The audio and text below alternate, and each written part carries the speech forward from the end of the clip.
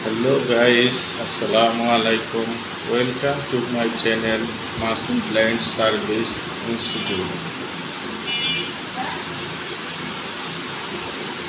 আজকে আমি আলোচনা করব সিএস খতিয়ান সম্পর্কে। অনেকেই বলে যে সিএস খতিয়ান, এসএ খতিয়ান, আরএস খতিয়ান আমরা কিভাবে চিনব। তো বাংলাদেশে জরিপকৃত প্রথম খতিয়ান হলো সিএস খতিয়ান। এর আগে কোনো জরিপ হয়নি।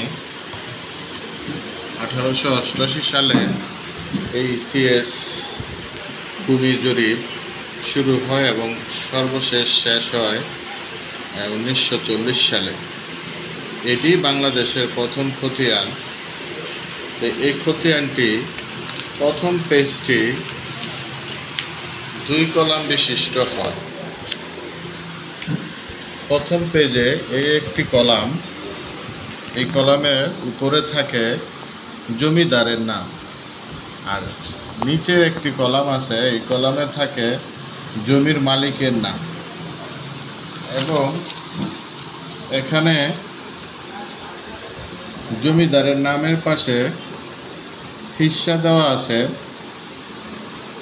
আনাগন্ডা করা কান্তি পদ্ধতিতে, এই পদ্ধতির মাধ্যমে আমরা বুঝতে পারি কে কতটুকু অংশের মালিক।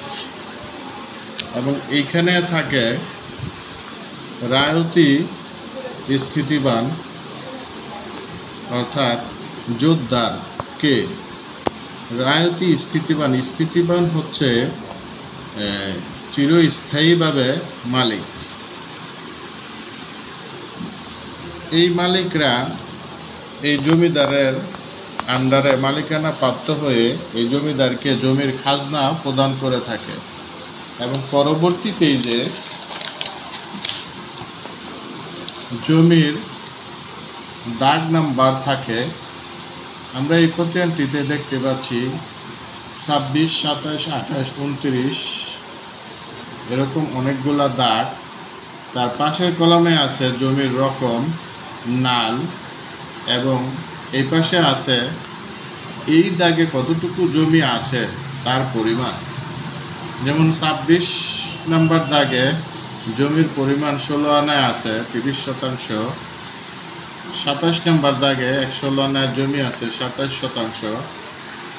এইভাবে অনেকগুলা দাগের জমির পরিমাণ করে এখানে মোট হিসাব করা হয়। এই খতিয়ানটি অনেকগুলা দাগ বিদায় ইজারা খতিয়ান হিসাবে আরেকটা পেজ হয়েছে। প্রথমে যেমন আমি বলছিলাম, প্রথম পেজটি 2 কলামে হয়, একটা জমিদারের নাম আর নিচের পাটটা হচ্ছে মালিকের নাম। তো ইজারা হিসাবে ওই প্রথম কলামে 4 জনের নাম ছিল, ওই নাম ছিল, এর জন্য এই পেজে আর অন্য কারো নাম আসেনি। কিন্তু দাগ অনেকগুলো হওয়ায় আরেকটা পেজ এখানে সংযোজন করা হয়েছে, সেটা হচ্ছে এটা। এখানে আমরা আরো কয়েকটা দাগ দেখতে পাচ্ছি এবং জমির পরিমাণ দেখতে পাচ্ছি। তো আমরা যে জিনিসটা শিখব সেই জিনিসটা হচ্ছে যে সিএস খতিয়ানটি দেখতে কীরকম হয়। সিএস খতিয়ানটি হচ্ছে 2 কলাম বিশিষ্ট, লম্বালম্বিভাবে থাকে এবং নিচের পাটে থাকে মালিকদের নাম, ঠিকানা এবং কে কতটুকু অংশের মালিক তার আনাগন্ডা করা কান্তি হিসাবে হিস্সা দেওয়া থাকে। 16 আনায় হচ্ছে সম্পূর্ণ অংশ। আমরা দেখতে পাচ্ছি এই খতিয়ানে 4 জনের নাম আছে, 1, 2, 3, 4। 4 জনকে সমান অংশে 4 আনা করে 4 আনা, 4 আনা, 4 আনা, মোট 16 আনা সম্পূর্ণ অংশ হয়েছে। তাহলে এই খতিয়ানের যতগুলো জায়গা আছে সবগুলো জায়গায় এই 4 জনে 4-এর 1 ভাগের মালিক। এটা একটা সহজ সিএস খতিয়ান। এর চেয়ে জটিল আরও সিএস খতিয়ান আছে, সেখানে এই হিস্সার ঘরে থাকে, আনা থাকে, গন্ডা থাকে, করা থাকে, কান্তি থাকে, তিল থাকে। এগুলা হিসাব করে হিস্সা বের করে কে কতটুকু অংশের মালিক সেটা আমরা আজকের এই ভিডিওতে আমরা সিএস খতিয়ান সম্পর্কে জানতে পারলাম। সিএস খতিয়ানটি দেখতে কীরকম হয়, মালিকের নাম কোথায় থাকে, জমিদারের নাম কোথায় থাকে, তারপরে রায়তি স্থিতিবান বলতে কি বোঝায়।